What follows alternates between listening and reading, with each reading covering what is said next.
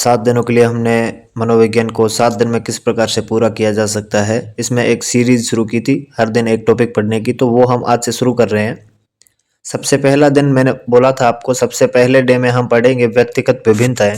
उसके बारे में पढ़ने के लिए मैंने आपके लिए नोट्स बनाए हैं और मैं उसको मैंने कहा था मैं हर टॉपिक पे क्लास लाऊंगा, जिसको समझना आए कि इस टॉपिक में भी कितना पढ़ा जाए। ऐसा नहीं है कि उस टॉपिक को पूरा पढ़ना है, पूरा तो आप पहले से ही पढ़ लेते, पर उसमें से छांट के आपको कितना पढ़ना चाहिए, मैंने वो आपके लिए उतने शॉर्ट नोट्स बनाए हैं।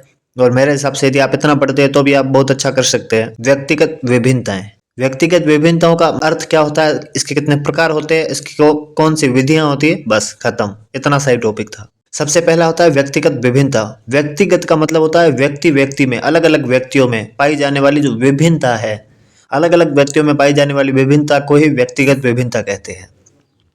इसके दो प्रकार होते हैं।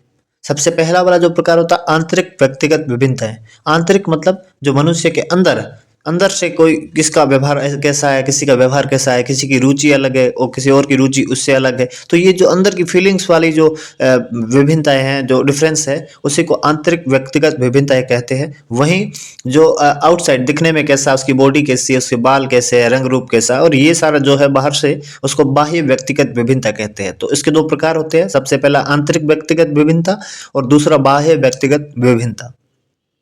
आंतरिक व्यक्तिगत विभिन्नता के अंदर बुद्धि लब्धि, आईक्यू, उसका दिमाग कितना तेज है, मानसिकता, जो कैसी सोच रखता है, धारण क्षमता के आधार पर उसको मतलब वो धारण कितना कर सकता है, उसकी क्वालिटी मतलब क्षमता कितनी है उसके पास।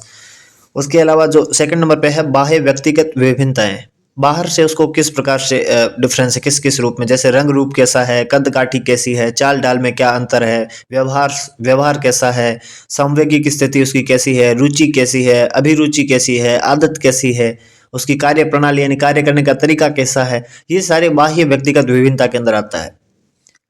उसके अलावा हम ये कह सकते हैं कि व्यक्तिगत विभिन्नता के कारक मतलब किन किन चीजों की वजह से व्यक्तियों में विभिन्नता पाई जाती है।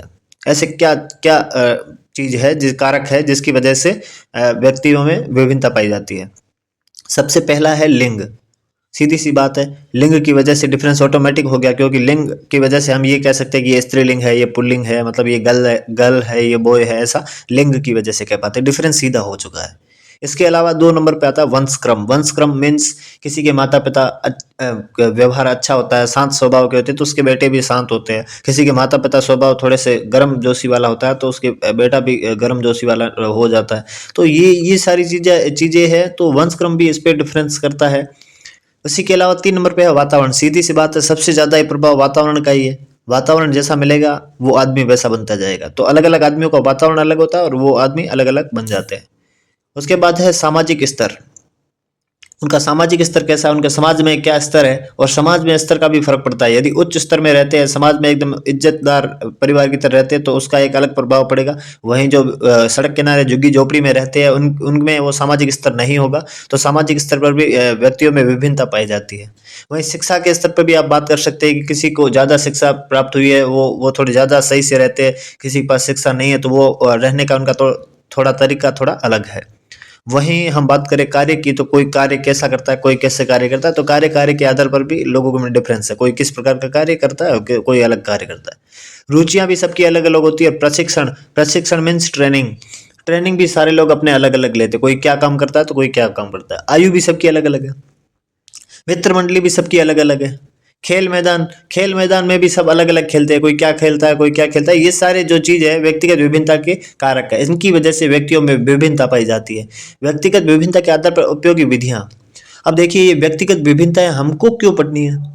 हमको इसलिए पढ़नी है क्योंकि जब आप टीचर बन जाएंगे तो जो स्कूल है, स्कूल में अलग अलग प्रकार के बच्चे होंगे, सारे बच्चे एक जैसे नहीं होंगे, तो उनको आप किस प्रकार से समझाओगे, कोई बच्चा कैसा है, कोई कैसा है, उनके साथ आप कैसे डील करोगे या उनसे कैसे हैंडल करोगे, और उनको पढ़ाने का तरीका क्या रखोगे, ये है। और रखने का तो विधियां हैं, वो 4 विधियां इंपॉर्टेंट है, मैंने आपके सामने ला रहा हूँ।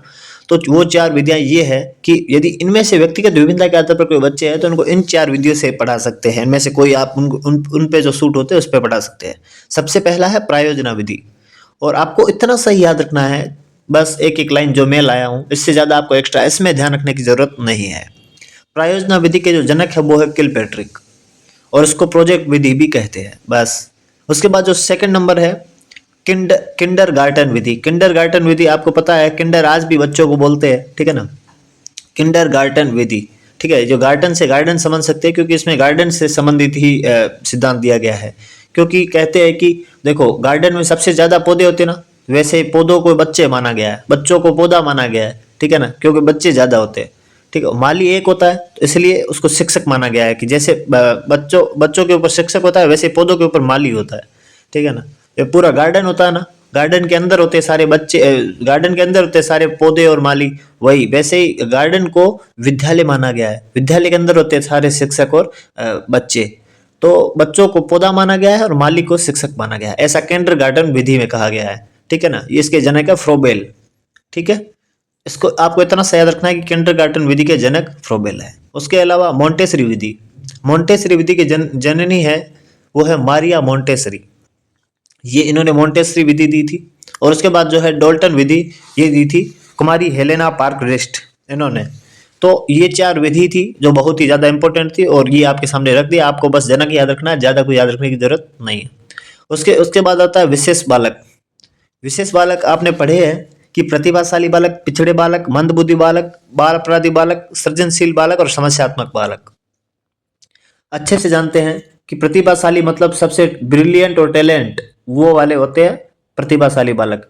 पिछड़े बालक का मतलब होता है किसी विषय विशेष में थोड़ा सा पिछड़ जाना, उसको कहते हैं पिछड़ा बालक। ऐसा मतलब नहीं है पिछड़े बालक से कि मतलब ये ठोट है, ऐसा जरूरी नहीं है। टॉपर भी पिछड़ा बालक हो सकता है, क्योंकि यदि वो बाकी विषय में टॉप करता है और एक सब्जेक्ट में पीछे है, चाहे वो सब्जेक्ट नहीं वो गेम हो सकता है, चाहे किसी भी क्षेत्र में, तो वो पिछड़ा बालक भी हो सकता है। मंद बुद्धि बालक या मंगोलिज्म, तो मंद बुद्धि बालक आपको पता ही है, जो सबसे ज्यादा जो कमजोर होता है वो मंद बुद्धि बालक होता है, उसको मंगोलिज्म भी कहते हैं। बाल अपराधी बालक, जो बालक अपराध करता है वही बाल अपराधी बालक होते हैं। सृजनशील बालक क्रिएटिव माइंड के होते हैं, जो ज्यादा होशियार भी नहीं, ज्यादा ठोट भी नहीं, एवरेज होते हैं और अच्छे मतलब हर दिशा में बहुत आगे जाते हैं, वो होते हैं सृजनशील बालक। और समस्यात्मक बालक मतलब जो समस्या उत्पन्न करते हैं वो बालक समस्यात्मक बालक कहलाते हैं। ये था व्यक्तिगत विभिन्नता।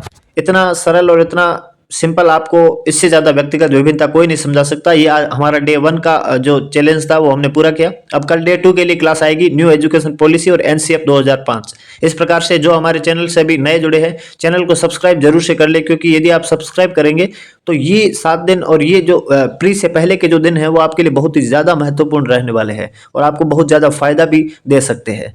धन्यवाद। जय